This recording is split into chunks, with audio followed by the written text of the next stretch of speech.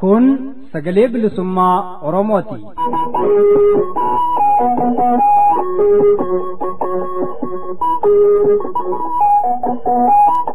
Sagaleen Bilisummaa Oromoo guyyoota kiibxataa, jimaataa fi sanbata ganama sa'aatii 6 hanga sa'aatii 7tti, galgala ammoo sa'aatii 6 hanga sa'aatii 6 akkasumas guyyaa roobii ganama sa'aatii 7 hanga sa'aatii 8tti, galgala ammoo sa'aatii 7 hanga sa'aatii 7 dambalii gabaabaa kiloheerzii 7175 yookaan dambalii giddugaleessaa kiloheerzii 837 akkasumas dambalii gabaabaa meetir baandii 19 kiloheerzii 15420 irratti jimaataa fi dilbata galgala sa'aatii 8 hanga sa'aatii 8:00 afaan Oromootiin, roobii ammoo galgala sa'aatii 8 hanga sa'aatii 9tti afaan Oromoo fi afaan Amaaraan wal duraa duubaan qophiilee dabarsuu amma jalqaba.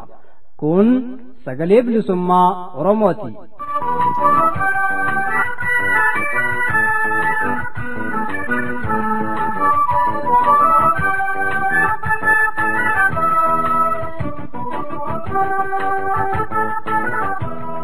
Nagaan keenya kan kabajaa fi ulfinaa bakka jirtan maraatti qilleensarraan isinaa dhaqqabu. Ashama akkam jirtu dhaggeeffattoota keenya kabajamoo fi jaallatamoo. Sagalee Bilisummaa Oromoo Sagantaa Afaan Oromoorraa waan har'aaf qindeeffanne beeksisuudhaan kan isin faana turu an Liiban Gadaati. Qophiilee keenya har'aas wal duraa duubaan amma akka taanuttan isin beeksisa. Hunda dura oduutu caqasama. Oduun booda guutummaa sagantaa keenyaa irraa kan fudhatu gaaffiif deebii itti aanaa Hayyu-duree adda bilisummaa Oromoo kan ta'an Jaal Araarsoo Biqilaa waliin taasifame ta'a. Maarree dhaggeeffattoota keenyaa hanga xumura sagantaa keenyaatti akka nu faana buutanii nu hordoftaniif kabajaan isin affeera. Amma gara oduuttan isin ceessaa itti dhiyaadha.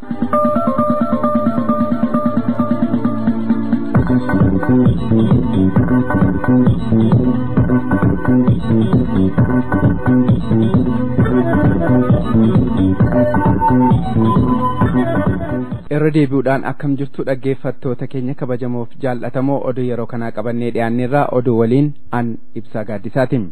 Dhiha Oromiyaa ona gidaamii keessatti ergamaa diinaa yeroo hedduu ilmaan Oromoo basaasee diinaaf dabarsaa ture irratti tarkaanfiin adabbii fudhatame. Akka maddeen Sagalee Bilisummaa Oromoo naannicharraa gabaasanitti dhiha Oromiyaa lixa Wallaggaa ona gidaamii magaalaa Sayyoo keessatti ergamaa diinaa bulchaa onichaa ta'e Waaggaarii Qanaa Nagaasoo jedhamu yeroo dheeraaf ilmaan Oromoo basaasee diinaaf dabarsuun hiisisaaf ajjeesisaa ture. Akkasumas ajjechaa ilmaan Oromoo 7 wayita darbee keessaa harka kan qabu rukutamee wayita ammaa hospitaala seenee du'aaf jireenya gidduutti akka argamu gabaafameera. Godina Baaleetti humni ittisa ummataa sabboontota Oromoo poolisootaa fi kora bittinneessaa Oromiyaa waliin ta'uun waraana liyyuu hayil Somaalee kan ona madda walaabuu weeraraan qabachuuf duula banee dura dhaabbatuun tarkaanfii irratti fudhateen hedduu ajjeesuuf madeessuun karoora diinaa fashalse. Odeessi kibba baha Oromiyaatiin nu dhaqqabe akka hubachiisutti godina Baaleetti duula humnoonni liyyuu hayil Somaalee wayyaaneedhaan bobbaafaman ona madda walaabuu weeraraan qabachuuf kallattii afuriin banan tarkaanfii gootummaa ilmaan Oromoo fudhataniin hongawee jira. Weerartoonni naannoo Somaalee kunneen poolisootaa fi kora bittinneessaa Oromiyaa duraanuu naannicha eegaa jiru irratti lola jabaa banuudhaan cabsitee lafa dhuunfachuuf yaaliin taasiftee birmannaa uummata Oromootiin milkaa'uu hin dandeenye. Uummanni heddumminaan onoota Badiree, Oborsoo, Dallomannaa, Harannaa Bulluqii fi naannoo sanitti dhiyaatu hundarraa waan qabu qabatee walitti bahuudhaan birmannaa taasiseen lola akkaan jabaa fi sa'aa dheeraa fudhate liyyuu haylii Somaalee bane kana dura dhaabbate akeeka weerara humni liyyuu haylii Somaalee madda walaabuu qabachuuf bane maseenseera.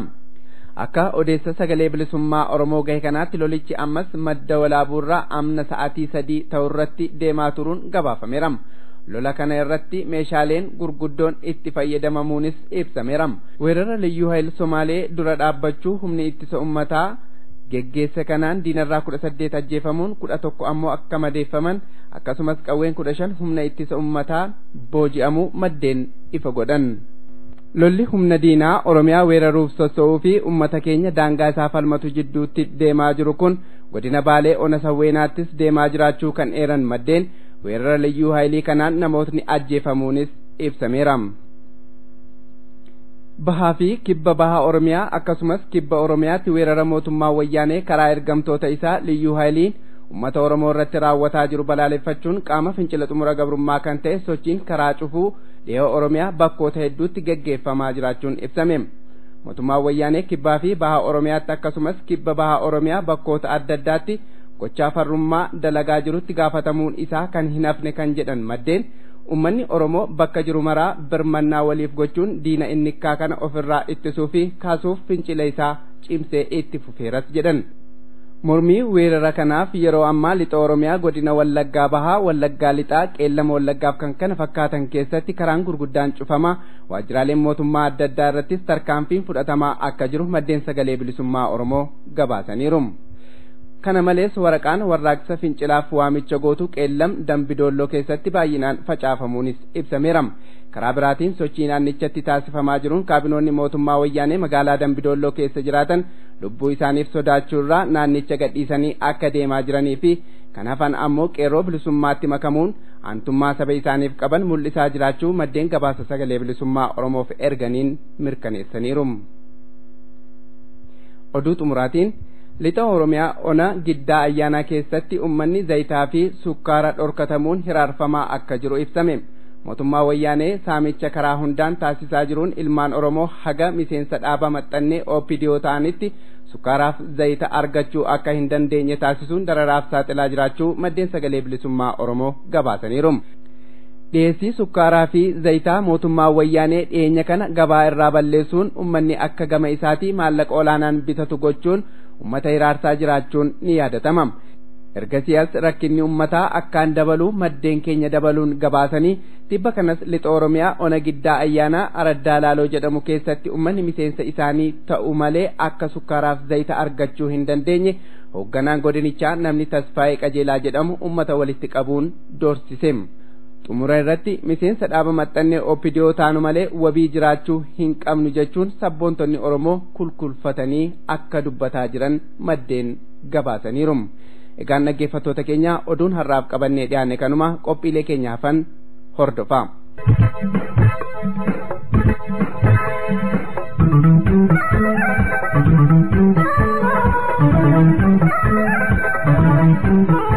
Dhaggeeffattoota keenya kabajamoo fi jaallatamoo kan dhagaa jirtan kun sagalee bilisummaa Oromoo sagantaa afaan Oromoo meetir baandii 19 kiloheerzii 15,000 fi 420 irratti isinii darbaa jirudha. Qophiin keenya oduu isin dhageessuun eegale itti fufa.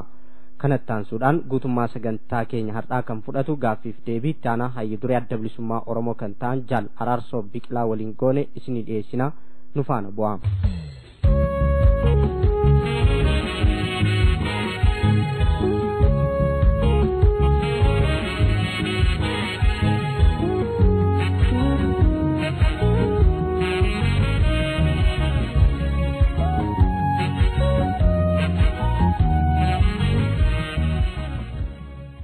Kabajamoo daawwattoota televezyiinii Gaaddisa Dhugaa akkasumas dhaggeeffattoota sagalee bilisummaa Oromoo guyyaa har'aa keessummaa tokko qabannee jira. Keessummaan keenyas itti aanaa Hayyu-duree adda bilisummaa Oromoo Jaal Araarsoo Biqilaati. Jaal Araarsoo Biqilaa waliin dhimma kora sabaa arfaffaa adda bilisummaa Oromoo hagayya 20 haga 30 bara 2017 geggeeffame irratti marii gochuuf ta'a. Kanaaf hanga xumuraatti nu faana turtanii marii keenya akka hordoftan kabajaan isin gaafanna. Hayyee itti aanaa Hayyu-duree adda bilisummaa Oromoo Jaal Araarsoo Biqilaa waamicha keenya kabajanii bakka kanatti argamtanii dhimma kora sabaa arfaffaa adda bilisummaa Oromoo ilaalchisuudhaan waan isin gaafannu nu deebisuuf hayyamtanii argamuu keessaniif dursinee maqaa daawwattoota TV Gaaddisa Dhugaa akkasumas immoo dhaggeeffattoota sagalee bilisummaa Oromoon guddoo galatoomaa isiniin jenna. Hayyee isinis galatooma. Hayyee Jaal Araarsoo yeroo dheeraaf kan eegamaa ture korri arfaffaan adda bilisummaa Oromoo hagayya 20 haga 30 bara 2017 geggeeffame milkiidhaan guulabamee jira. Isin durataa koree qopheessituu kora sabaa arfaffaa Bilisummaa Oromoo turtanii korri kun bifa kanaan milkaa'ee injifannoon xumuramuu isaatiif maaltu isinitti dhaga'ama? Bareedaadha. Walumaa galatti gaaffii kana deebisuudhaaf gumiin sabaa Bilisummaa Oromoodha. Yeroo walitti dhufee koree qindeessituu kan of keessaa filatu. Kora kana jaallan kun gammachuun ofitti fuudhanii galmaan ni gahan jechuudhaan nurrattis abdii qabaachuudhaan nu filachuun ni ture jechuudha. Nutis kanumarratti hundaa'uudhaan dirqama gaanutti kenname kana kan isaan nutti amananii nurratti abdii nutti kennan kana galmaan geenyennee abdatuudhaan dirqama kana ofitti fuunee jechuudha. Yeroo dirqama kana ofitti fuunu karoora lafa kaayyenne maaliif hojiin tokko yeroo sitti kennamu takka dirqama sitti kennamu karoora lafa kaayyatta. Karoora kan akkamitti galmaan geenya karoora yeroo dheeraatiif yeroo gabaabaatu jira. Kana keessatti miseensota koreedhaatiif hojii qooduutu jira. Mata mataadhaan waan hojjetamu. Kana immoo walitti dhufnee gamtaan mari'annee hojjennus qabna. Isa kana gaa qindeeffannee yeroo hojjennu keessatti ba'aa biyyee hedduu keessa dabarree jechuudha as geenye. Kanaaf gaa walumaa galatti ba'aa biyyee hedduu keessa dabarree korri kun haala kanaan milkaa'ee xumuramuu isaatti gaa guddoon gammadaa jechuudha. Kora kana qopheessanii isin gahuuf gara waggaa lamaa olii akkasiin fudhateetu ibsame. Adeemsa kana keessatti danqaan yookaan gufuun isin mudate maaltu jira? Waggaa hanga ganaa akka dheeratuuf kan taasises maali? Kuni akkuma hundi keenya waliin beeknutti yeroo dirqamni kun kennamu sochii waliigalaa kan biyya keessatti adda bilisummaa Oromoodhaa dirqama ulfaataa cimaa kaleessa murteeffatee lafaa ka'ee san bal'inaan biyya keessatti hojjechuu irratti guutuutti fuulleeffatee ture jechuudha. Yeroo kun yeroo keessattuu sochii seena qabeessa fincila xumura gabrummaa jechuudhaan waliigalatti sochiin biyya keessaa finiinaa ture jechuudha. Sochii finiinaa ture kanaas kan qindeessaa ture dhaabuma keenya. Kun egaa immoo miseensotaa fi deeggartoota keenya hundaa'u qaama qalbii isaanii gara sochii kanaatti hawwatee ture jechuudha. Kanaaf qabeenya qabaniin beekumsa qabaniin fincila diddaa gabrummaa kanarratti waan fuulleeffataniif korri sabaa kun takka immoo qophiin kora sabaa kun akka sadarkaa lammaffaatti fudhachuun dirqii ta'e jechuudha. Haa ta'u malee murannoo fi sochii miseensonni keenya agarsiisaniin kun akkuma amma agartan kana korri kun akka silaa hawwanatti galma gahuu danda'e takka immoo guututti akka milkaa'u taa'ee jechuudha. Kun egaa laaftumatti kan dhufee miti. Haala waliigalaa keessatti nuti akka koree qindeessituu haa taanu malee jabina miseensota keenyaati. Murannoo isaaniitiin wanni kun galma gahuu danda'e jechuudha. Sochiin sanis osoo nafiin sochii sanis bifa waliigalaatiin akkasumas keessaa qooda fudhachaa kunis akka laafnatti lamaanuu wal maddii akka deemuu danda'u tokkotti wanni kun akkasitti milkii gaariidhaan xumuramuu danda'e jechuudha. Haala kanaan sababaa kanaan harkifachiinsisaa kun kanarraa harkifachuu danda'e kan wajoon ibsuu barbaade. As keessatti waan naan deebine adeemsa waggaa lamaa kana keessatti wanni isin rakkise yookaan danqaan mudate kan isin quba qabdan maaltu jira? Kan daawwattoota keenyaaf dhaggeeffattoota keenyaaf ibsamuu hin danda'amu jechuudha. Guddaallee haala waliigalaa kan ji'opolitikaadha. Miseensonni keenya kan keessattuu koree qindeessituu irratti dirqama kana fudhate shaffisaa walii gahuu irratti bakkoota adda addaa turre jechuudha yeroo jalqaba ramaddii kana ramadamnutti. Isa kana immoo iddoo adda addaatti walitti fidanii korummaan qindeessituu jalqaba yeroo walitti dhuftu haga tokko ulfaataa ture jechuudha. Haala akkasiitiin dhiibbaa yookaan ammoo xiqqoo danqaa qabaate jechuu dandeenya jechuudha. Gaarii. Gaaffii biraan hirmaannaan miseensota akkasumas kan hawaasaa kora kanarratti maal fakkaata ture? Sanaan alammoo warri hirmaatota kora sabaa Arfaffaa Bilisummaa Oromoo kun eessa faarraati kan irratti hirmaatan? Bakkoota caasaan dhaabaa jiru akkasumatti miseensota jaarmaya bakka hunda yookaan addunyaa guutuurraa jechuu dandeenya. Kunis miseensota dhaabaa qofa osoo hin ta'in yookaan caasalee dhaabaa qofa osoo hin ta'in caayaalee ABO bakka jiran hunda akkasumatti hayyootaaf ogeeyyii adda addaatu kanneen qooda addaa kennan keessattuu haga isaanii danda'ametti yookaan hanga dhaabni kun qooda fudhachuudha qaban warreen akkanaa kun jechuun seera yookaan ammoo heera dhaabaa keessa jira.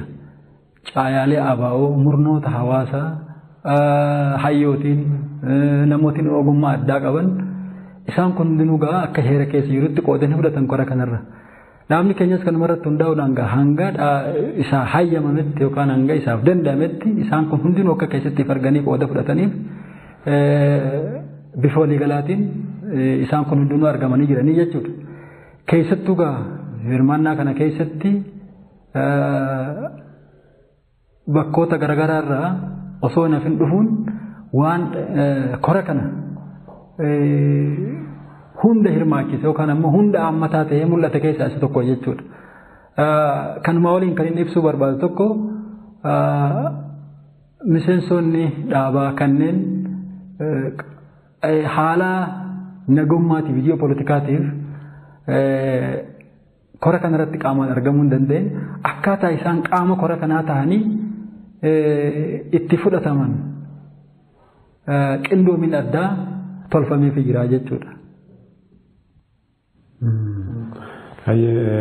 Korri kun haga eegdan milkaa'eera jettanii yaaddu kanarratti maal jettanii bal'inaan daawwattoota keenya kan ibsitan? Inumaa ogaa hanga sila eegne olitti milkaa'e jechuu dandeenya jechuudha. Kunis maali? Haala diinaatii fi humnoota adda addaatiin dhiibbaa guddaatu dhaaba keenya irra ture jechuudha. Haala kana keessatti inumaa dhaabni keenya addi bilisummaa Oromoodha. Haala waliigalaa kan jiru kanarraa dhugumatti dandahee kora sabaa kana miseensota isaa kana naannoo hundarraa walitti qabee kora kana gaggeeffachuu ni danda'a gajuu hedduu yaaddoo ture. Kun ammoo miseensota keenyallee yaaddoon kun bifa waliigalaatiin itti mul'achuun numa ture jechuudha. Dhuguma dhaabni keenya haala qabatamaa amma jiru kanaa wajjin kora sabaa Afraffaa kana gaggeessuu danda'a. Waa hedduutu nu eeggata. Waa hedduutu nutti hanqachuu danda'a. Wanneen kana yeroo gabaabduu kanatti guuttannee waan kana itti milkoofnaaf hajuugaa yaaddoon ni ture. San hundaa immoo irra aannee miseensonni keenya naannoo garaagaraarraa addunyaa kana guutuurraa argamanii walitti dhufanii dhimma qaabsoo isaanii irratti bal'inaan mari'atanii yookaan haasawanii murtii jajjabduu dabarfatanii bifa bareedaa fi qindoomina qabuun akkasitti milkoominaan xumuramuun dhugumatti kanuus ajaa'ibee jechuudha. Akkasitti tola jenneetu yaadne waa hedduun nutti hanqatenneeti yaaddawaa turre. Miseensota qofaa miti warri dirqama fudhatelleen haala san keessatti dhiiroo maaltu nu guutamuu danda'a maaltu nutti hanqata kan jenne san hunda irra aanne haala bareedaa saniin xumuramuun waan guddaadha yookaan immoo milkoomina jenneeti ilaallaa jechuudha. Gaarii amma dura korri adda bilisummaa Oromoo 3 gaggeeffameera.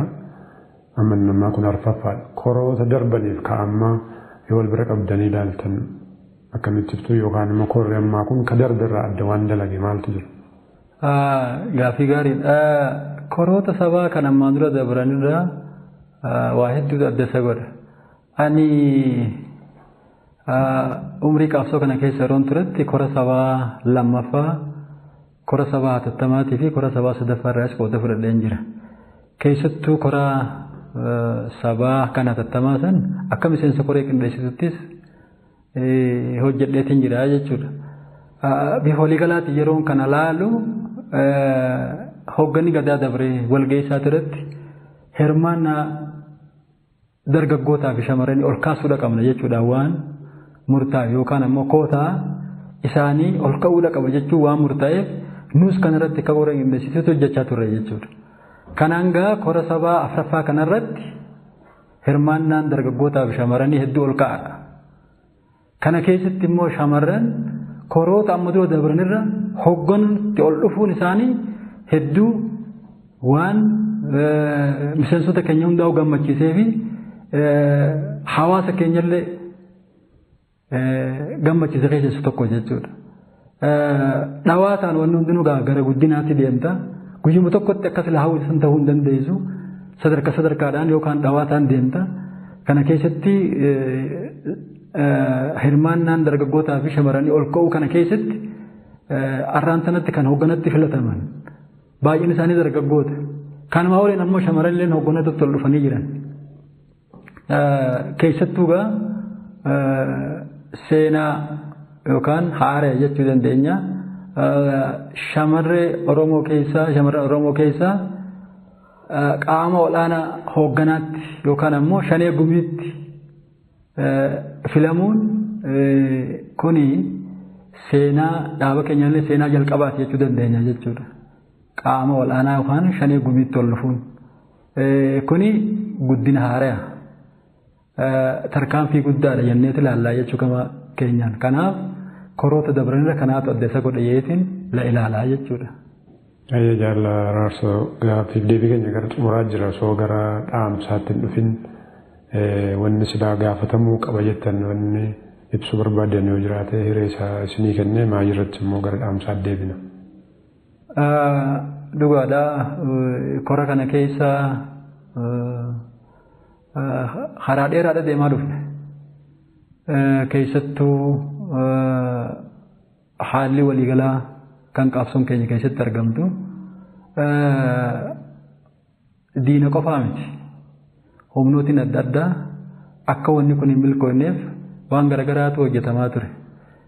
San hundaaf immoo osoo hin jilbeeffatin miseensonni keenya keessa alaan harka wal qabatuudhaan murannoodhaan of kanniinsa cimaadhaan qabeenya qabaniin beekumsa qabaniin korri kun milkaa'uudha qaba. Dhaamsa yookaan qajeelfama koree qindeessituudhaan nuuf kenname galmaan geenye jechuudhaan murtiin isaan fudhatanii akka wanni kun korri kun milkaa'u taasisan kaniin yoomuu dagadhuu miti jechuudha.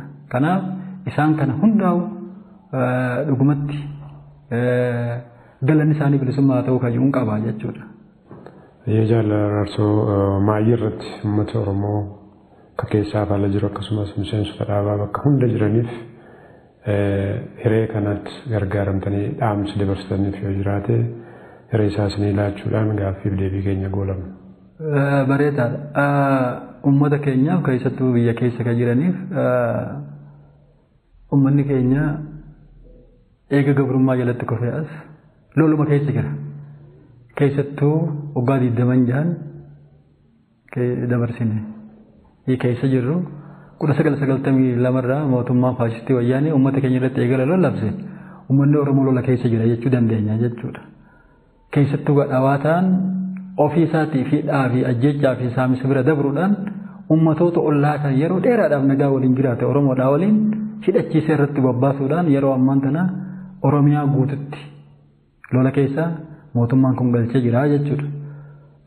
Kunis maalirraayi uummanni Oromoo akka uummataatti gaafii mirgaa kan inni gaafate ukkaamsuudhaaf dura dhaabbachuudhaaf olii gadi gaafii keessa kana keessatti humna isaatiin waan dadhabate keessaan uummatoota ollaa kana keessaan akkamittiin sochii uummanni Oromoo bifa waliigalaatiin bahaa dhiyaa kaabaa kibba osoo hin jedhin magaalaa baadiyyaa osoo hin jedhin wal qabateetiin deemaa jiru kana akkamitti dura dhaabbanna akkamitti ofirraa fashalsina jechuudhaan ammaan tana guututti gaa uummanni keenya akka nagaan bobbee hin galle qeesaa ture akka nagaan hin jiraanne taasisaa jira jechuudha. Kanaaf uummanni Oromoodhaa gaa wal malee hin qabu. Jaarmaya wanni waan tokko nama injifachiisu rakkina sirra ga'e tokko kan ittiin furattu jaarmaya waliin deemu wal jala deemu kanaaf uummata keenyaan yoomuu taanaan hanga dur caalaa jabaadha wal malee hin qabdanii waliin socho'aa wal bira dhaabbadhaa wal gargaaraa naannoo lollitti ta'e hundatti guutuu Oromiyaa keessatti handhuura Oromiyaa keessatti waliigala keessatti ta'e jechuudhaan fudhattanii akka wal gargaartanii kanneen keessattuu lafa teenya barbaadaaf babal'ifannoodhaaf daangaa keenya cabsan gootummaatti agarsiisuudhaan waliin akka dhaabbattan kayyuun dhaamsa dabarsaafii jechuudha. Kan lammaffaadhaa hidhattootaa fi yookaan humna ittisa biyyaatii fi poolisoota keessa kan jiran ilmaan Oromoodhaa yeroon isin mindaa keessaniif yookaan ammoo jireenya qananiif sadoo yeroodhaatiif jecha diina jala fiigdan yeroon isaa dhumateeti jira. Kanaaf dhaloonni keessan yeroo lafarraa badu kana keessatti calliftanii sadoof qananii yeroodhaatiif jecha diina jala fiigoo osoo hin taane uummata keessan bira maddii dhaabbadha. Of kannaa seenaa hojjedha. Guyyaan amma achitti hin hafne yeroo sabni keessan dhiigni keessan dhaloonni isin keessaa baatan lafarraa badaa jiru alaamaan isaa diigamaa jiru qe'eesaatirraa buqqifamaa jiru yeroon isin calliftaniitiin qawwee baadhattanii diinaa wajjin yookaan ammoo diinaaf dirqama fudhattanii olii gadi fi dangaa hin jiraatu. Kanaaf if booda deebi'aa mari'adhaa if keessa deebi'aa if laala ani eenyu guyyaan itti waa hojjannu yoomi seenaa namni namaaf hin tolchu abbaatu hojjetata seenaa abbaat dalaga seenaa keessan hojjedhaa seenaa gaarii hojjedhaa namni dhalatanii guddatanii dulloomanii du'a kan bakkatti immoo seenaa hojjedhaa kayyuu tokkoon dhaamaafi jechuudha. Inni lammaffaa hawaasa keenya yookaan uummata Oromoo kan biyya alaa jiru biyya ambaa jiru sooshaal miidiyaa yoo sirnaan dhimma itti ba'an sooshaal miidiyaan gaariidha. Qunnamtii addunyaa kana shaffisa walitti nama siisa addunyaa akka ganda tokkoo taasisa kun guddina kun gaariidha. Haa ta'u malee akka malee uummanni dhimma itti ba'an waan tokkummaa Oromoo laaffisu irratti dhimma Oromoo fi Oromiyaa irratti waan gaaddisa irra buusu callimnee dhaggeeffachuu osoo hin ta'in dura dhaabbachuu dhagamtaan dhala Oromoo ta'anii immoo namoonni akkasitti diinaaf osoo hin beekanis ta'e osoo hin beekne ergaa adda addaa gaggeessan uummanni Oromoodhaa tokkummaan dura dhaabbatee waan akkasiis gurra kennu osoo hin ta'in guyyaan itti beekumsaa fi dandeettii qabaniin qabsoo fi maddii dhaabbatan irraan tana guyyaan irraa achi hin jiru. Uummata tokko hajaarmee qabu ha beekumsa qabu ha qabeenya qabu sadeen kana uummata walitti qindeesse tokko wanni injifachuu danda'u hin jiru. Miidhaan hamaan sirra ga'u daran si kaasa. Dammaqiinsi fi walgala deemuun ammoo injifannootti si geessa. Kan akka qabaatan baroota durii yoo wal yaadachuun isaa ta'e naazii Jarmaniin uummata Israa'el irra miidhaa guddaa ga'e. Miidhaa guddaan inni irraan ga'e shanyii duguggisi hamaan inni irraan geessan maal fide jennee walaalle akka uummanni Israa'el jabaate addunyaa kanarratti beekumsaan qabeenyaan jaarmaan jabaatu isa taasisee irraan tana uummata xiqqaa sodaatamaa ta'aniitiin nagaan daangaa fi eeganii biyya isaanii kabachiisanii jiraachaa jiranii jechuudha. Uummanni Oromootis san ta'uu raawwanni duubatti isaan deebisu hin jiru. Jabaachuu qaba. Kana wanni wal jedhamu uummata keenya kaala jiraniin silaa irraan tana kan biyya keessa jiru qawwee qabatee loluu irratti qophiidha. Isin ammoo bakka jirtan sanii qabeenyaa fi beekumsa keessaniin wal dhaga'a. Waliin deema wal jala deema. Wanni guddaan kanuma. Nama waliin deeme wal jala deeme wal mari'ate. Kan akeeka tokko galmaaniin gahee murteeffate. Wanni galmaan akeeka san galmaan ga'u isa dhowwu tokkollee nu hin jiru. Soon xumuriin addatti dhaamsa kana keessatti dargaggootaaf waan jedhin jirtan qeerroo bilisummaa waan jettan irra qabsoo kan adda durummaan wareega olaanaatti kafalaa kan jiran isaanii warra kanaan dhaamsa jajjabinaa maal dhaamta? Gaariidha. Walumaa gala akka uummataatti dhaamsuu itti keessatti hin dagadde. Qeerroon bilisummaa Oromoodha. Gaafuma qabsoon kun tokko jee jalqabuu fi Oromoon gabrummaa jalatti kufirraa jalqabee takkaan ta'e sochii hunda keessatti barattoonni Oromoodhaa adda durummaadhaan dhiiga dhangalaasanii as gahan. Arallee sanumaatiitu biyya keessatti gaafaniinaa jira. Qeerroo ganamaa jechuudhaan gaafa jalqaba qabsoon kun jalqabullee jalqaban jaallan gartee wareegaman hedduun. Kanaaf uummata tokko yoo dargaggoo if kenne qabaate yoo dargaggoo jaarmee cisaa cimsee fuulduratti seenaa boonsaa hojjetu qabaate qabsoon tokko galma gahuu danda'a jechuudha. Maaliif humna haaraa? Abbootiin isaanii wareegamaa gabrummaatti dabarsan. Gabrummaa kana immoo nuti dhaloota itti aanutti dabarsuu hin qabnu jechuudhaan murtiin har'a isaan fudhataniitiin gaasosso'aa jiran kan hunda keenyaa oboonsu.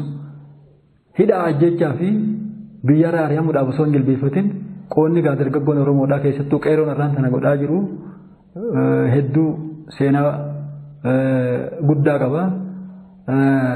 Waan gaariidha kan isaan hojjetaa turan. Ammallee gaa amna qabsoorra jirra. Xumura hin geenye. Karaa dheeraa deemaa jirra. Kana keessatti gaa wal gurmeessanii hamma dur caalaa qabsoo tana shaffisiisuun kan dargaggoota Oromoodhaati qeeroo Oromoodhaati. Kan amma dura hojjettan seenaa hojjettan. Seenaa kan ammallee daran hojjechuun dirqama lammummaati. Kanatti jabaadhaa. Kan amma duraatiifis galata guddaa qabdan galatni keessan bilisummaa ta'u fuula duraaf jabaadhaa kan wajju tokkoon dhaama. Baay'ee Jaal Araarsoo Biqilaa itti aanaa Hayyu-duree adda bilisummaa Oromoo dhimma kora sabaa arfaffaa adda bilisummaa Oromoo hagayya 20 bara 2017 gaggeeffame irratti gaaffiilee isin gaafanneef deebii nuu kennitaniif ammas irra deebinee maqaa daawwattootaaf dhaggeeffattoota keenyaan guddoo galatoomaa isiniin jenna. Isinis dhimma kora sabaa arfaffaa irratti akkaan gaaffii deebii isinii kennu naaf ergu keessaniif galatoomaa isiniin jenna. Hayyee daawwattoota keenya akkasumas dhaggeeffattoota keenya dhimma kora sabaa adda bilisummaa Oromoo arfaffaa irratti mariin itti aanaa Hayyu-duree adda bilisummaa Oromoo Jaal Araarsoo Biqilaa waliin goonee kanumaan raawwatee jira. Nu faana taatanii marii kana hordofuu keessaniifis guddoo galatoomaa isiniin jenna. Kanumaan xumurraa nagaatti. Suuraa mul'ataa guyyaani baasuni. Suuraa mul'ataa guyyaani baasuni. Garummaadhaa baanee mootummaadhaa buuni. Alaabaa too jalatti alaabaa bachuuni. Cunqurfamaa moo jingadhiisuni. Cunqurfamaa moo jingadhiisuni. Kitaabe qophaa'ee hiriira lolaafi. Kitaabe qophaa'ee hiriira lolaafi. Lakkoofsa fudhattee dirqama guutuufi. Gaagaara bahee diina iraatuufi. Gammachuun kootanaa sanii hidhatteefi. Gammachuun kootanaa sanii hidhatteefi. Suuraa mul'ataa guyyaani baasuni. Suuraa mul'ataa guyyaani baasuni. Garummaadhaa baanee mootummaadhaa buuni. Alaabaa too jalatti alaabaa bachuuni. Cunqurfamaa moo jingadhiisuni. Cunqurfamaa moo jingadhiisuni.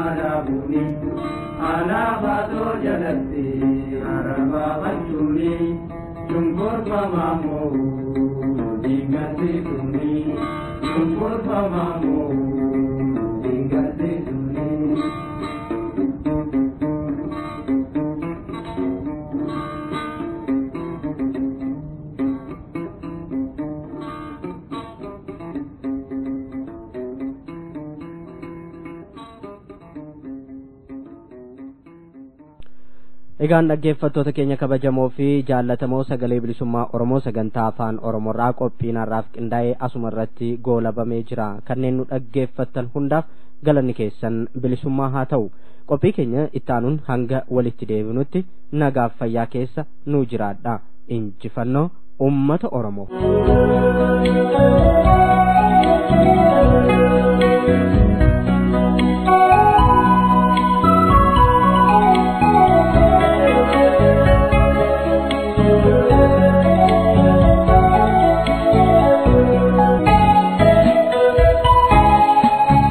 ይህ የኦሮሞ ነጻነት ድምጽ ነው።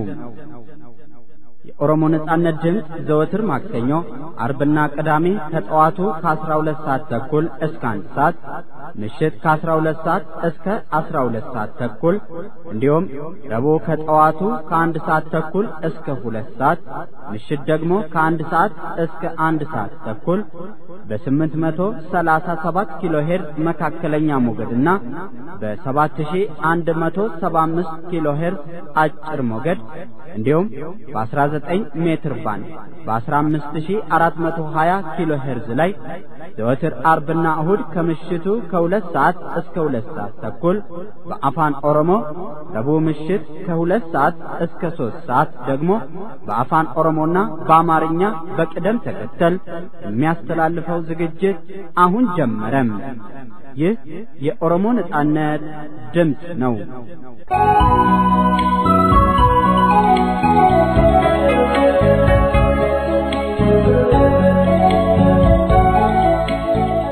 ሰላም ጤና ይስጥልኝ ክቡራትና ክቡራን የኦሮሞ ነጻነት ድምጽ ተከታታዮች ልባዊ ሰላምታችን በያላችሁበት ሁሉ ይድረሳችሁ። አድማጮች ለዛሬ ያሰናዳነው ዝግጅት በማስተዋወቅ እስከ ዝግጅታችን ፍጻሜ ከእናንተ ጋር የሚቆየው እብሳ ጋዲሳ ነኝ። ቀዳሚ ዝግጅታችን ዜና ይሆናል። የሰላማዊ ማለትም መሳሪያ አልባ ህዝብ ህይወትና ንብረት ጥበቃ ሊደረግለት ይገባል በሚል ርዕስ እንዲሁም በሐመሬሳ የተፈጸመውን ድርጊት በማውገዝ በሐመሬሳ ላይ ለተፈጸመው የጅምላ ግድያ የወያኔ መንግስት የእጁን ያገኛል በሚል ርዕስ መስከረም 15 እና መስከረም 16 ቀን 2017 ዓመተ ምህረት የተሰጡ መግለጫዎች ዜናውን ተከትሎ ይቀርባሉ። በመጨረሻም በወቅታዊ ሁኔታ ላይ ያተኮረ ዝግጅት ይኖረናል። ሁሉንም እስከ ዝግጅታችን ፍጻሜ ከኛ ጋር በመሆን እንድትከታተሉ የጋበዝኩኝ አሁን ዜና ይቀርባል።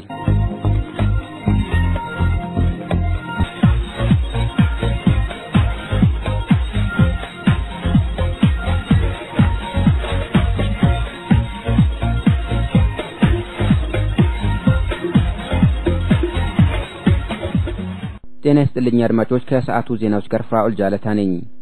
በባሌ ዞን ህዝባዊ የጥቃት ተከላካይ ኃይል ከኦሮሚያ ፖሊሶችና አድማ በታኝ ኃይል ጋር በመሆን የመደወላቡን ወረዳ ለመውረር አልሞ ወያኔ ያሰማራውን የሶማሌ ልዩ ኃይል በመጋፈጥ በወሰደበት እርምጃ በርካቶችን በመግደልና በማቁሰል የጠላትን ዓላማ ከሸፈም። ከደቡብ ምስራቅ ኦሮሚያ የደረሰን ዘገባ እንደሚያመለክተው በባሌ ዞን አሸባሪው የወያኔ መንግስት ያሰማራቸው የሶማሌ ክልል ልዩ ኃይሎች የመደወላቡን ወረዳ በወረራ ለመያዝ ከአራት አቅጣጫዎች የከፈቱት ዘመቻ የኦሮሞ ዜጎች በወሰዱት ራስን የመከላከል የጀግንነት እርምጃ ሊከሽፍ ችሏል። እነዚህ ወያኔያዊ ተልእኮ ያነገቡ የሶማሌ ክልል ወራሪዎች ቀድሞውንም በአካባቢው በነበረው የኦሮሚያ ፖሊስና የአድማ በታኝ ኃይል ላይ ተኩስ ከፍተው ወረራ በመፈጸም የኦሮሞን ህዝብ መሬት ለመቆጣጠር ያደረጉት ሙከራም የኦሮሞ ህዝብ ደርሶላቸው የበረታ ውጊያ በማካሄዱ ኪሳራ ተከናንበዋል።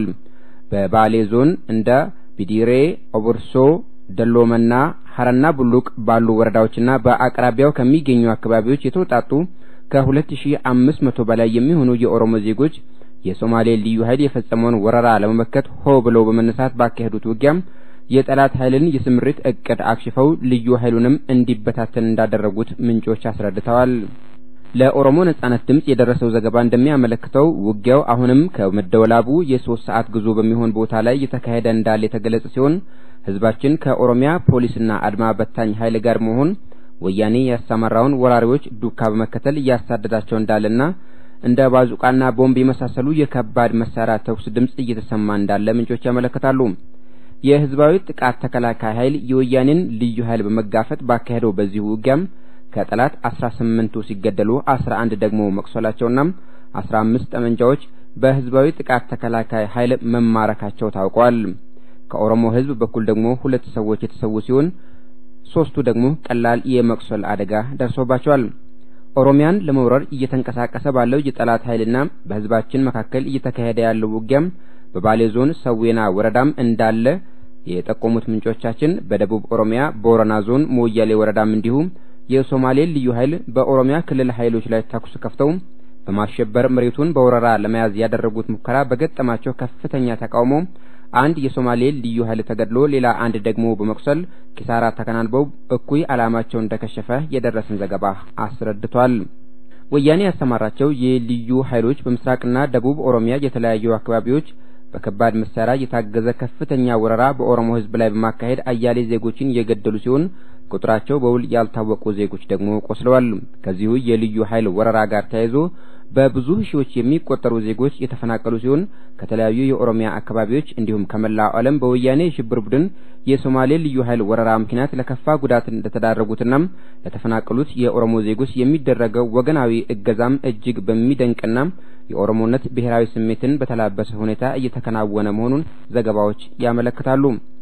በሌላ በኩል የወያኔ ቁንጮ ኃይለማርያም ደሳለኝ የኦሮሚያና የሶማሌ ክልሎች ተላላኪዎቹን አሰባስቦ ዛቻ አዘል ትዕዛዝ በማስተላለፍ ትጥቅ በማስፈታት ችግሩን እንፈታለን ሲል ቢደመጥም ብቸኛው የታጠቀው ኃይል የሆነው ስርዓቱ ራሱ ያሰማራው የሶማሌ ክልል ልዩ ኃይል መልካም ተግባር እንደፈጸመ አስመስሎ ለማቅረብ መሞከሩ ደግሞ ቡድኑ ለኦሮሞ ህዝብ ያለውን የጠለቀ ጥላቻና ህዝቡን ከምድረ ገጽ ለማጥፋት ያለውን ውጥን ያጋለጠ ነው ይላሉ ታዛቢዎች። ኃይለማርያም መንግስት በሁለቱ ክልሎች መካከል የተፈጠረውን ግጭት ለማስቆም የፌደራል ጦር ኃይሉን ወደ ሁለቱም ክልሎች ይልካል በማለት ራሱ በላከው ልዩ ኃይል እየተፈጸመ ያለውን ግልጽ ወረራና የዘር ፍጅት ለመሸፋፈን ቢሞክርም በተለያዩ የኦሮሚያ አካባቢዎች ነዋሪ የሆኑ ዜጎች በሰጡት አስተያየት ቀድሞውንም የመንግስት ጦር ኃይልና ደህንነት እዚያው በኦሮሚያ ውስጥ ነበርና ምኑን ማሰማራት ያስፈልጋል? ወረራውን እየመራና እያስፈጸመ ያለውም የፌደራል ጦር ኃይልና የደህንነት መዋቅሩ ነው። ጠቅላይ ሚኒስትሩ ህዝባችን እያለቀ ባለበት በዚህ ወቅትም ወራሪውን ኃይል በአስቸኳይ ከማስቆም ይልቅ ይህን መሰሉን ስላቅ መሰንዘራቸው የቀድሞ የሥርዓቱ መሪ መለስ ዜናዊ ያወጣውን ኦሮሞን ወደ አናሳ ብሔርነት የመመለስና ኦሮሚያን የመሸንሸን እኩይ እቅድ እየተገበረ ያለ ቅጥረኛ መሆኑን በገሃድ ያሳየ ነው ማለት ኮንነዋል። በመሆኑም የኦሮሞ ህዝብ ራሱን ከወረራና ከጥፋት ለመታደግ ያለውን የተፈጥሮ መብት ተጠቅሞ ወያኔ ያሰማራቸውን ማናቸውንም ወራሪና ገዳይ ቡድን መጋፈጡን መቀጠል ብቸኛው አማራጭ መሆኑንም ተናግረዋል። አምባገነኑ የወያኔ መንግስት በኦሮሞና በሲዳማ ህዝቦች መካከል ተንኮል ሸርቦ ግጭት ለመፍጠር ያደረገው ሙከራ ከሸፈ። ህዝቦችን በማናቆር የስልጣን ዘመኑን ለማራዘም እየሰራ ያለው አሸባሪው የወያኔ መንግስት የሲዳማ ህዝብና የኦሮሞ ህዝብን ለማጋጨት የሸረበው ሴራ ሁለቱ ህዝቦች የተጋጩ ለማስመሰል በባሌ ዞን ውስጥ የሚገኙትን የሲዳማ ዜጎች እንዲሸሹ ጥሪ ለማቅረብ መሞከሩ ተጋልጧል። የወያኔ መንግስት በተጨቋኝ ህዝቦች መካከል ባለው ግንኙነትና የትግል ትብብር እጅጉን በመስጋት ከኦሮሞ ህዝብ ጋር ተመሳሳይ የጭቆና ዕጣ ፈንታ ያላቸውን ህዝቦች ከኦሮሞ ጋር በማጋጨት ክንዳቸውን ለማዳከም እያሴረ እንዳለ ታውቋል። ለረጅም ዓመታት በመልካም ጉርብትናና ወንድማማችነት አብረው የኖሩ የኦሮሞና የሲዳማ ህዝቦችን ለማጋጨት ሰሞኑን የሸረበው ሴራም የዚሁ አካል መሆኑን ምንጮች ያስረዳሉ። ይህ በእንዲህ እንዳለ ወያኔ ሁለቱን ወንድማማች ህዝቦች ለማጋጨት እያደረገ ያለውን ጥረት በጽኑ እንደሚያወግዝ የሲዳማ ብሔራዊ ነጻነት ግንባር መስከረም 12 ቀን 2017 ዓመተ ምህረት ባወጣው መግለጫ አስታውቋል። ግንባሩ ሁኔታውን በተመለከተ ሰሞኑን ኢትዮጵያን እየገዛ ያለው አምባገነኑና ሰው በላው የህወሓት ቡድን በእህትማማች የኦሮሞና የሲዳማ ህዝቦች መካከል ግጭት ለመፍጠር እየፈጸመ ያለው ሴራ ፈጽሞ አይሳካም በሚል ርዕስ ስር ባወጣው በዚህ መግለጫም ወያኔ በኦሮሞና በሲዳማ ህዝቦች መካከል ግጭት ፈጥሮ ስልጣኑን የማራዘሙ ዓላማ ፈጽሞ ግቡን እንደማይመታ አመልክቷል። ሁለቱ ህዝቦች ታሪካዊ፣ ጂኦግራፊያዊና ባህላዊ ጥብቅ ቁርኝት እንዳላቸው ያመለከተው የሲዳማ ብሔራዊ ነጻነት ግንባር መግለጫም ከዚህም በተጨማሪ በተመሳሳይ የኢትዮጵያ ኤምፓየር ገዢዎች የጭቆና ስርዓት ሰለባ በመሆናቸው ለነጻነታቸውና ለመብታቸው መከበር የትግል ትብብር ፈጥረው እየተንቀሳቀሱ መሆናቸውንም ጠቁሟል። በመሆኑም አምባገነኑ የወያኔ መንግስት በኦሮሞ ህዝብ ላይ በማነጣጠር እያካሄደ ካለው የልዩ ኃይል ዘመቻና የዘር ፍጅት በተጨማሪም ጎረቤቱ የሆነው የሲዳማ ህዝብ ከኦሮሞ ጋር እንዲጋጭና በጠላት አይን እንዲታይ ለማድረግ የሚደሰኩረው ወሬ ፈጽሞ ተቀባይነት እንደሌለው ገልጾ ሁለቱ ህዝቦችም ይሁኑ ሁሉም በኢምፓየሪቷ ውስጥ የሚገኙ የሥርዓቱ ጭቆናና የዝርፊያ ሰለባ የሆኑ ህዝቦች የህወሓት ስርዓት በተጨቋኝ ህዝቦች መካከል እየሸረበ ያለውን የግጭት ሴራ ተጋፍጠው የህወሓትን እኩይ ዓላማ በንቃት በመከታተል እንዲያከሽፉና እጅ ለእጅ ተያይዘው በስርዓቱ ላይ ለፍትህ ለዲሞክራሲና ለነጻነት የሚያደርጉትን ትግል እንዲያፋፍሙና ስርዓቱን እስከ ወዲያኛው ለማስወገድ በጋራ እንዲረባረቡ ለዚህም የህዝቦች ትብብር ለነጻነትና ለዲሞክራሲን ለማጠናከር ሁሉም የበኩሉን ድርሻ እንዲወጣ ጥሪ አቅርበዋል። አድማጮች ለሰዓቱ ያዝነው ዜና በዚሁ ተፈጽሟል።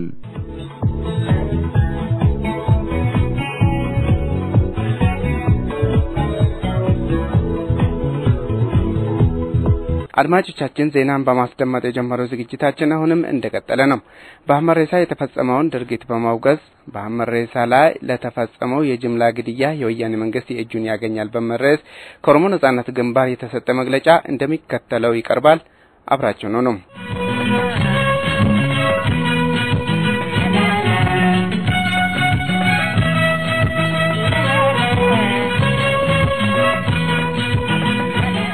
በሐመሬሳ ላይ ለተፈጸመው የጅምላ ግድያ የወያኔ መንግስት የእጁን ያገኛል። በሐመሬሳ የተፈጸመውን ድርጊት በማውገዝ ከኦሮሞ ነጻነት ግንባር የተሰጠ መግለጫ በትላንትናው ዕለት መስከረም 15 2017 ዓመተ ምህረት ከ10,000 በላይ የሚሆኑ የኦሮሞ ዜጎች በሶማሌ ክልል መንግስት የልዩ ፖሊስ ኃይል በመሳሪያ ፈሙዝ ማስፈራሪያ ደርሶባቸው ቤት ንብረታቸውን ትተው በ80 ተሽከርካሪዎች ተጭነው በመሰደድ በሐረር ከተማ በሚገኘው የሐመሬሳ ካምፕ ውስጥ እንዲሰፍሩ መደረጋቸው ተሰማም።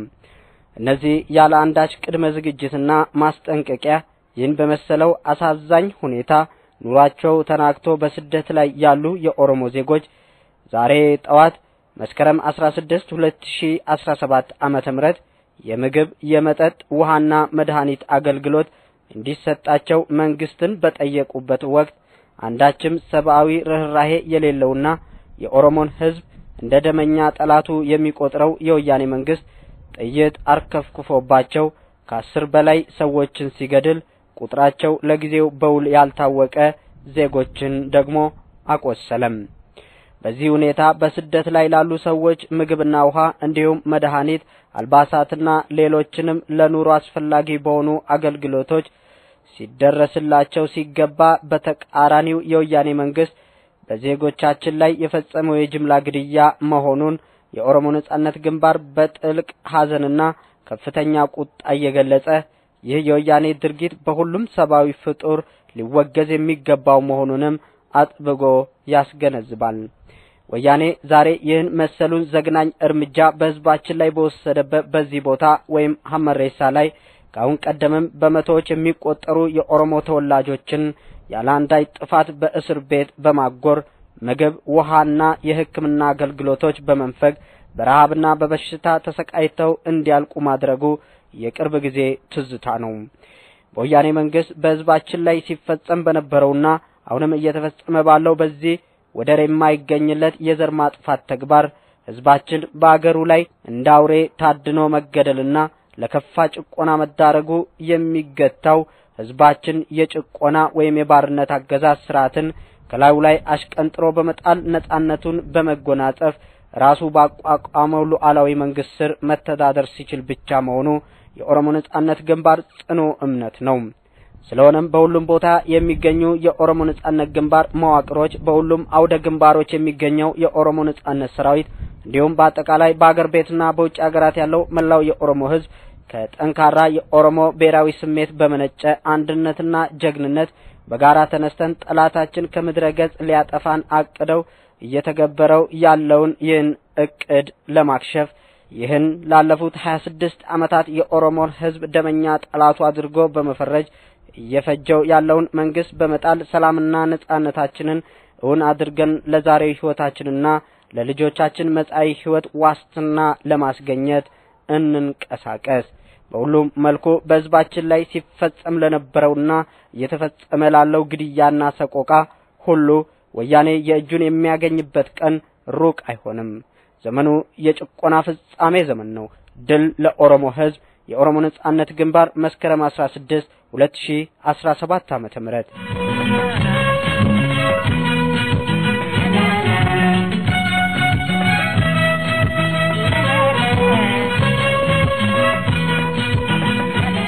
አድማጮቻችን ዜናን በማስደመጥ የኦሮሞ ነጻነት ግንባር መግለጫን ያስከተለው የዛሬ ዝግጅታችን አሁንም እንደቀጠለ ነው።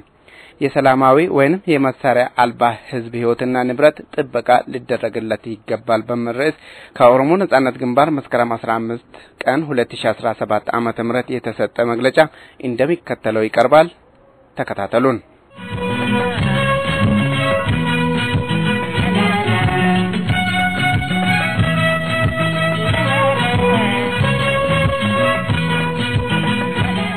የሰላማዊ ህዝብ ህይወትና ንብረት ጥበቃ ሊደረግለት ይገባል። የኦሮሞ ነጻነት ግንባር መግለጫ እንደ አውሮፓውያን አቆጣጠር በወርሃ ግንቦት 1991 ዓ.ም በመሳሪያ አፈሙዝ በኢትዮጵያ የመንግስት ስልጣንን የተቆጣጠረው የወያኔ ህወሓት መንግስት ያለፉትን 26 ዓመታት ያለ ህዝቦች ድጋፍ በጠመንጃ ኃይል ህዝቦችን ጨቁኖ እየገዛ ይገኛል። ይህ ፈጽሞ ህዝባዊ ድጋፍ የሌለው ቡድን ተጨቋኝ ህዝቦች በጋራ ተባብረው ከስልጣን እንዳያስወግዱት በህዝቦች መካከል ግጭትን ፈጥሮ በማጫረስና ህዝቦች የችግራቸውን መንስኤ የሆነውን ወያኔ ትተው እርስ በራሳቸው በጠላትነት እንዲተያዩ የማድረግ በደባ የተሞላ ፖሊሲ በቋሚነት ሲከተል ዛሬ ደርሷል። በዚህ በክፋት በተሞላ የወያኔ ፖሊሲ በርካታ ህዝቦች ለጉዳት የተዳረጉ ቢሆንም እንደ ኦሮሞ ህዝብ የተጎዳ ግን የለም። ወያኔ ከሶማሌ ክልላዊ መስተዳድር ተወላጅ ልዩ ፖሊስ በሚል ስም ልዩ የጦር ኃይል በአሜሪካና በእንግሊዝ መንግስታት እገዛ አሰልጥኖ አደራጀም። በወቅቱ ለዚህ ኃይል መደራጀት አስፈላጊነቱ ወያኔ እንደ ምክንያት ሲያቀርብ የነበረው የአልሸባብ ኃይልን ለመከላከል የሚል ነበረም። ይሁን እንጂ ይህ ኃይል እንደተመሰረተ ከህወሓት ወይንም ከኢትዮጵያ መንግስት በተሰጠው ግዴታ መሰረት የሶማሌና የኦሮሚያ ክልላዊ መስተዳድሮች አዋሳኝ ወደ ሆነው ድንበር አካባቢዎች ተሰማርቶ ወደ ኦሮሚያ በመሻገር መሳሪያ አልባ የሆነውን ሰላማዊ የኦሮሞ ህዝብ በቀዬው ላይ በከፈተበት ዘመቻ መግደል፣ መዝረፍና ከቀዬው ማፈናቀልን የዕለት ዕለት ስራው አደረገም። ይህ ኃይል የተቋቋመውና በቀጥታ ትዕዛዝ ተቀብሎ የሚንቀሳቀሰው ከሶማሌ ክልላዊ መስተዳድር መንግስት መዋቅር ሲሆን በተጨማሪ በወያኔ የደህንነት ወይም ኢንተለጀንሲ መስሪያ ቤት ይመራል። ይህ ኃይል ያሰለጠነው ትጥቅና አስፈላጊውን አቅርቦት ሁሉ አሟልቶለት ግዴታና የስምርት አቅጣጫ ሰጥቶ በኦሮሚያ ላይ የሚያሰማራው የወያኔ ከፍተኛ ደህንነትና የጦር መኮንኖች እንደሆኑ ሁሉም ያውቃል። የኦሮሞ ነጻነት ግንባር ይህንን የወያኔ መንግስት የጥፋት ተግባር አስቀድሞ በመገንዘብ ወያኔም ሆነ ስርዓቱ እንደ መሳሪያ እየተጠቀመበት ያለው ይህ ኃይል ከዚህ ድርጊቱ እንዲገታ በተለያዩ ጊዜያት ባወጣው መግለጫዎች ሲያስጠነቅቅ ቆይቷል። በተጨማሪም የዚህ ኃይል ድርጊት በህዝቦች መካከል ከፍተኛ አደጋ የሚያደርስ መሆኑን ኦነግ ጉዳዩ የሚመለከታቸውን አካላት ሁሉ ሲያስገነዝብና ሲያስጠነቅቅ እስከ ዛሬ ደርሷል። በአሁኑ ጊዜ ከዚህ የጥፋት ኃይል ድርጊት የተነሳ የደም ትስስር ባላቸው ኦሮሞና የሶማሌ ህዝቦች መካከል የጠላትነት አመለካከት ተፈጥሮ በአንዳንድ ኦሮሚያና የሶማሌ አካባቢዎች ጅጅጋ አወዳይ የሰላማዊ ወይንም መሳሪያ አልባ ዜጎች ህይወት መቀጠፉን እያየንና እየሰማን እንገኛለን። ከሶማሌ ክልል አስተዳደርና ከኦሮሚያ መሬት አልፎ በጎረቤት ሶማሊላንድ ሳይቀር ከወያኔ ጭቆና ሸሽቶ ወደዚያ የተሰደዱ የኦሮሞ ስደተኞችና ሌሎችም የተገደሉና እየተዘረፉ እንደሚገኙ በስፋት እየተሰማ ነው። ይህ አሳዛኝ ሁኔታ ይበልጥ አስከፊ ወደ ሆነ ሁኔታ እንዳይሸጋገር የኦሮሞ ነጻነት ግንባር ጉዳዩ ለሚመለከታቸው ሁሉ የሚቀጥለውን መልእክት ያስተላልፋል። 1. የኦሮሞ ህዝብ የህይወቱን ደህንነትና የመሬቱን ድንበር ከማንኛውም ወራሪ ኃይል መከላከል መብቱ ስለሆነ በተቻለው አቅም ሁሉ ራስን የመከላከል ወይንም ሰልፍ ዲፌንስ እርምጃውን እንዲቀጥል። 2. ህዝባችን ወንድሞቹ የሆኑትን የሶማሌ ዜጎችን ጨምሮ በኦሮሚያ ውስጥ ለሰፈሩት ኦሮሞ ላልሆኑ ዜጎች ሰላማዊ ሲቪል ህዝብ ሁሉ ለህይወትና ለንብረታቸው ደህንነት አስፈላጊውን ጥበቃ እንዲያደርግ። 3 የሶማሌ ዜጎችም በሶማሌ ክልል መስተዳደር ውስጥ ለሰፈሩት ወንድሞቻቸው ለሆኑት የኦሮሞ ዜጎችም ሆነ ለሌሎችም ሰላማዊ ሰዎች ሁሉ በተመሳሳይ አስፈላጊውን ጥበቃ የማድረግ ህጋዊና ታሪካዊ ኃላፊነት እንዳለባቸው እንዲገነዘቡ። 4 በሁሉም ቦታዎች የሚገኙ የሶማሌ ህዝብና መንግስት ከወያኔ መንግስት ግፍና ጭቆና ሸሽተው በስደተኝነት በሀገራቸው ውስጥ ለሚገኙ የኦሮሞ ስደተኞችና ለሌሎችም ዜጎች አስፈላጊውን ከለላና ጥበቃ እንዲያደርጉ።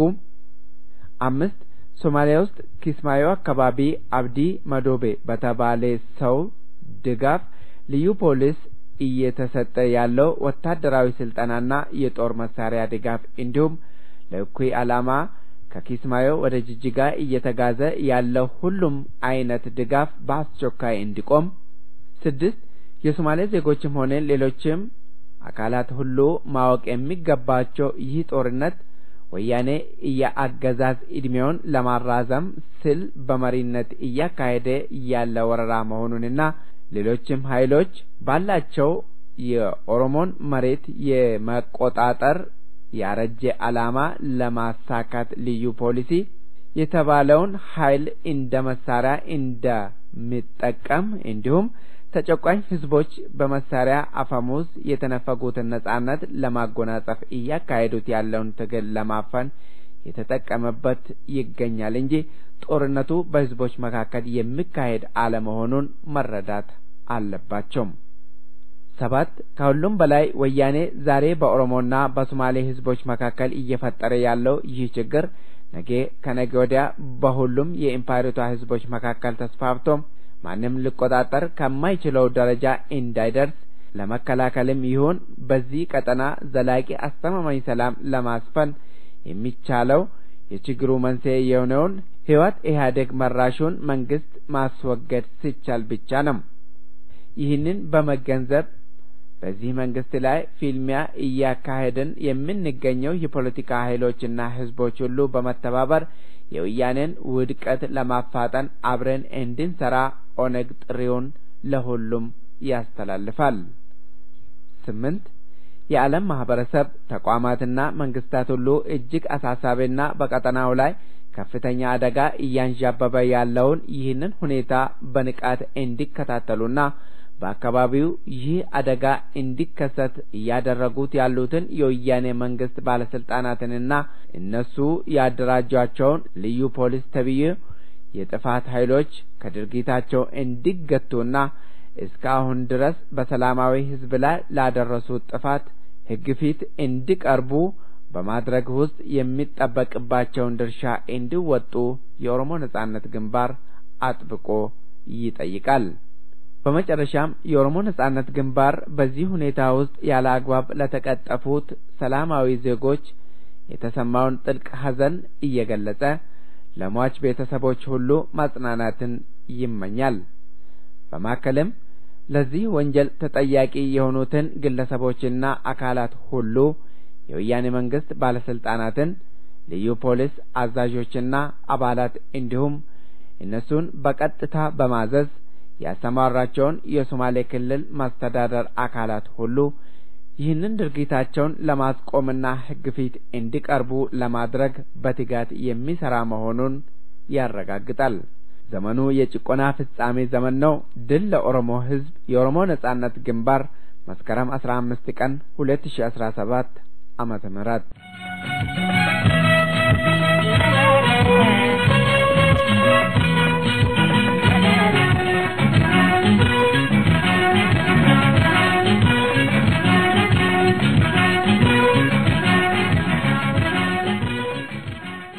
አድማጮች ዝግጅታችን አሁንም እንደቀጠለ ነው። አሁን የመጨረሻ ዝግጅታችን ላይ ደርሰናል። እሱም በወቅታዊ ሁኔታ ላይ ያተኮረ ሀተታ ይሆናል። ተከታተሉን።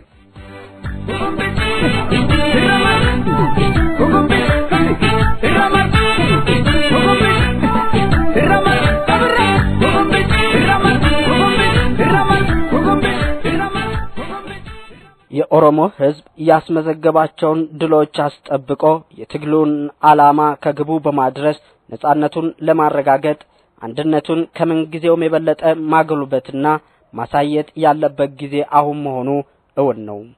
ኦሮሞ እንደ ህዝብ ህልውናውን አስጠብቆ ለመኖር የግድ ነጻነቱን ማረጋገጥ አለበት። ነጻነቱን ተጎናጽፎ ለኑሮ ዋስትና ለማበጀት የሚችለው ደግሞ አንድነቱን አጎልብቶ በትግሉ ጠላቶቹን ሲጋፈጥ ብቻ መሆኑ ከማንም የተደበቀ አይደለም። የኦሮሞ ህዝብ በባርነት ቀንበር ስር ከወደቀበትና ሀገሩን ኦሮሚያን በወራሪዎች በጠመንጃ ኃይል ከተቀማበት ጊዜ አንስቶ አንድም ቀን ለጨቋኝ ገዢዎች አሜን ብሎ የተንበረከከበትና የተገዛበት ጊዜ የለም። የኦሮሞ ህዝብ በማንነቱና በአገሩ ነጻነትና ሉዓላዊነት ላይ የተቃጣውን ዘመቻ ውድ ልጆቹ በከፈሉት ከባድ መስዋዕትነቶችን ቀልብሶ የዛሬውን ኦሮሞና ኦሮሚያ ለአሁኑ ትውልድ ማስረከብ ችሏል። የዛሬም ትውልድ የአባቶቹን ጀግንነት ወርሶ እነሆ ዘመናዊ ከባድ መሳሪያዎችን እስካፍንጫው የታጠቀውንና የምዕራባውያን ስልጣናና ገዛ ያልተለየውን ወራሪውን የወያኔ መንግስት በቆራጥነት በመፋለም ድል እያስመዘገበ መሆኑ ሁላችንም የምናውቀው ሀቅ ነው።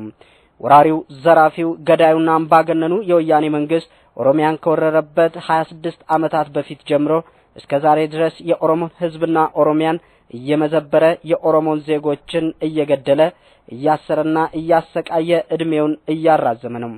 ሆኖም ግን የኦሮሞ ህዝብ ይህን የመሰለ ዘግናኝ እርምጃና ዝርፊያ እየተፈጸመበትም ለዚህ ሰው በላ ወራሪ መንግስት አልተንበረከከም።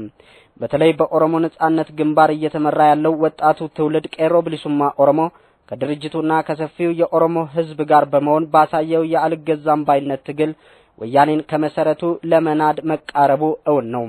በተለይ ባለፉት 2 ዓመታት ውስጥ የኦሮሞ ህዝብና ቄሮ ከመሪው ድርጅቱ የኦሮሞ ነጻነት ግንባር ጋር በመሆን ባደረገው ከፍተኛ ተጋድሎ ታሪክ የማይረሳውን አኩሪ ድል አስመዝግቧል። ኦሮሞ በኢትዮጵያ ኢምፓየር ወሳኝ ኃይል መሆኑን ከማሳየቱም በተጨማሪ የቀጠናው ህዝቦችና ሀገራት ሰላምና መረጋጋት በኦሮሞ ህዝብ መሰረታዊ ጥያቄ ምላሽ ማግኘትና መነፈግ ላይ እንደሚመረኮዝ ለመላው ዓለም አሳይቷል ማለት ይቻላል። በንቀትና ማን አለብኝነት የተሞላው የወያኔ መንግስት የኦሮሞ ህዝብ ያለውን ቆራጥ አቋም ኃይልና ብቃት በማየት በሁኔታው ተደናግጦ የተለያዩ አዋጆችን በማውጣትና አሰቃቂ እርምጃዎችን በመውሰድ የኦሮሞን ህዝብ ፍትሃዊ ጥያቄ ማፈንን እንዳማራጭ ወስዶ ከፍተኛ ወንጀል ፈጽሟል፣ እየፈጸመም ይገኛል። ከዚህም ሌላ የኦሮሞ ህዝብና ኦሮሚያ እንዲጠፉ ከአጎራባች ህዝቦች ጋር በማናቆር እድሜውን ለማራዘም ሲል ባለፉት 26 ዓመታት ያልፈነቀለው ድንጋይ የለም። ለዚህ ደግሞ የሶማሌ ክልል ልዩ ኃይል ያለውን የሽብር ቡድን አሰልጥኖ አስታጥቆና አሰማርቶ በኦሮሞ ህዝብ ላይ ግልጽ ወረራ መፈጸሙ አበይ ምስክር ነው። ስርዓቱ በጋራ ክንድ እየታገሉት ያሉትን ተጨቋኝ ህዝቦች ከፋፍሎ ለመግዛት ሲል እርስ በርሳቸውና ከአጎራባቾቻቸው ጋር የማናቆር ፖሊሲን እንደ ቋሚ ስልት ሲጠቀም ዛሬ ላይ ደርሷል። አሁንም ይህንኑ በወንድማማች ህዝቦች መካከል እየተገበረ መሆኑ ይታያል። ይሁንና በወያኔ ደባ የነቁት በተለይ የኦሮሞ ህዝብ ለጠላት ሴራ ሳይንበረከክና ሳይታለል የጠላትን ደባ እያከሸፈ ይገኛል። ወያኔ የሶማሌ ልዩ ኃይል በማስታጠቅ የኦሮሞን መሬት አስወርሮ ኦሮሚያን በማጥበብና በማሳነስ ኦሮሞን አጥፍቶ እድሜውን ለማሰንበት ቢጥርም ምንም መሳሪያ ያልታጠቀ የኦሮሞ ህዝብ ከባድ መስዋዕትነትን በመክፈል በጀግንነት ጠላትን እየተጋፈጠና በጠላት ላይም ከፍተኛ ድል እያስመዘገበ ይገኛል። የኦሮሞ ህዝብ ከምንጊዜውም የበለጠ አንድነቱን በማጠናከር ከሁለት አቅጣጫ የወረሩትን ጠላቶቹን በመመከት የኦሮሚያን ዳር ድንበር ብሎም የአገር ባለቤትነቱን መብት ለማስከበር ከጫፍ ደርሷል። እናም የኦሮሞ ህዝብ በጠላት ላይ የተጎናጸፈ ያለውን ድል አስጠብቆ ነጻነቱን ለማረጋገጥ አንድነቱን ከምንጊዜውም በበለጠ በማስጠበቅ የጀመረውን ትግል አጠናክሮ በመቀጠል በውድ ልጆቹ ክብር መስዋዕትነት ከደጃፉ የደረሰውን ነጻነቱንና የሀገሩን ሉዓላዊነት ከእጁ የሚያስገባበት ወቅት አሁን ነው።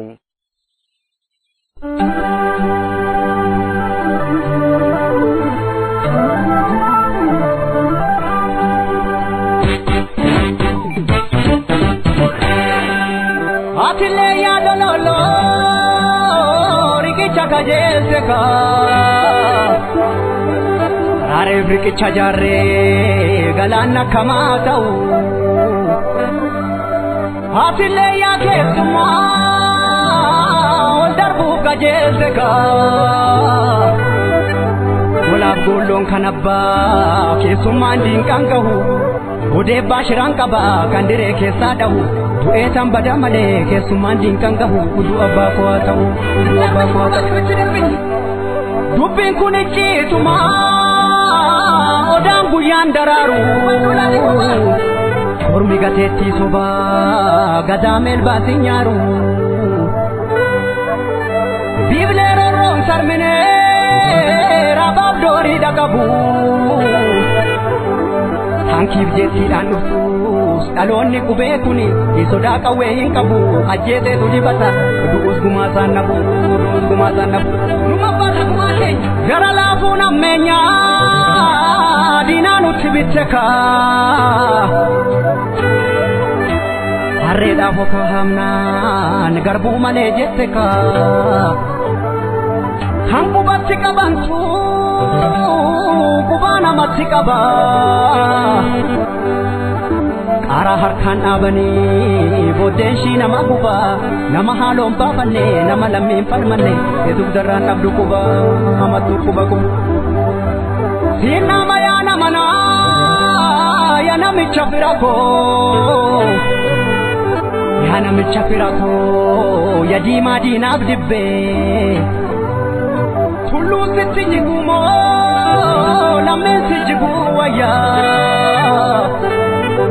afaan namaan dubbatta akka tamboo fi gaayya guutuu sawwaalchaan qabdu badduus barbaachaan qabdu koo lammii keessi wayya anu lammii keessi wayya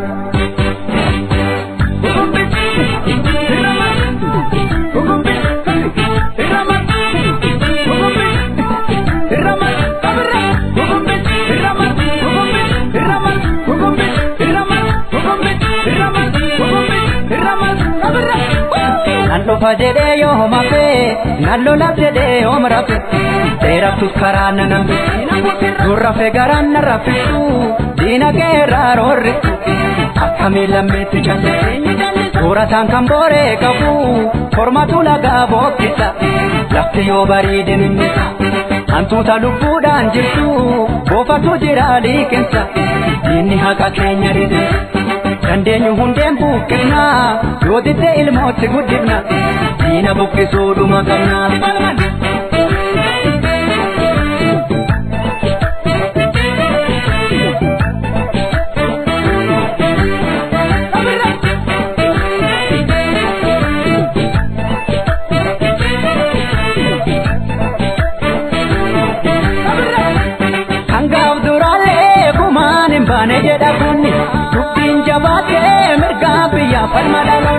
Haruma jabeessi bullaan lafeesaati tiruuni mirga uumamaalee nurraa mulquuf jirti jareeni ulaan baniini kophaa jalaan seensi gadeeni dallaa jabeessi abbaadumaan tolti keeni jedhiini ijaarsa kee tolchi jedhiini abbaadumaan tolti keeni kumaasi nyaanni maallaqaani ajjeefne baafana dhiigaani sodaa qawween qabnu jedhiini of kaabachiisuun eegumaani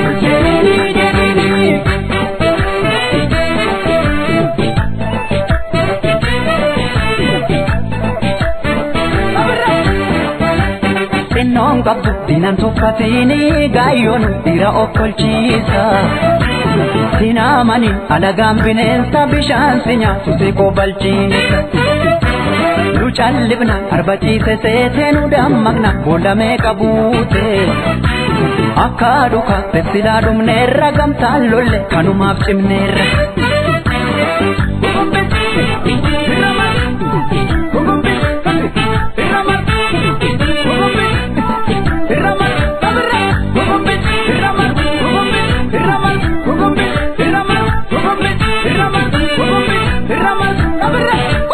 harki mirga kooti camnaan mee harki bitaa maal harka kana hubataatu harka ormi yoo dhiichifatu jira keenya hoo lammiin mana hidha nulleen akka dhiichifnu fedha ormi yoo burraaqee kolfuu koo garaan didee gammachuu jaallan koo dhuman daaga goota tugumaa baafata gaafa ajjeese saadata kan du'e seenaa yaadata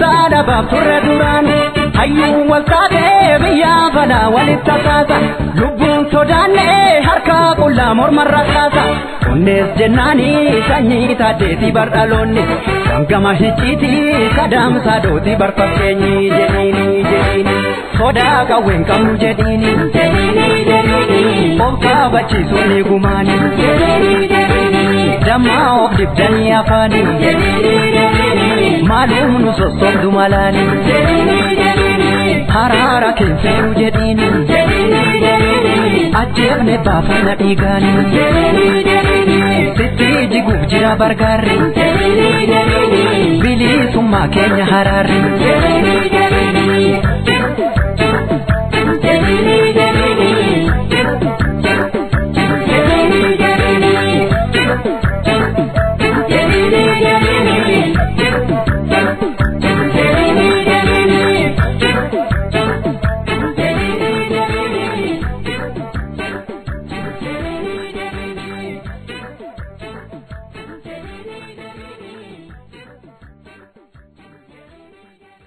እንግዲህ አድማጮቻችን ከኦሮሞ ነጻነት ድምጽ ከአማርኛ ቋንቋ ዝግጅት ክፍላችን ለዛሬ ያሰናዳነው ዝግጅት በዚህ ተጠናቋል። ሳምንት በተመሳሳይ ዝግጅት እስክንገናኝ ደህና ሁኑ።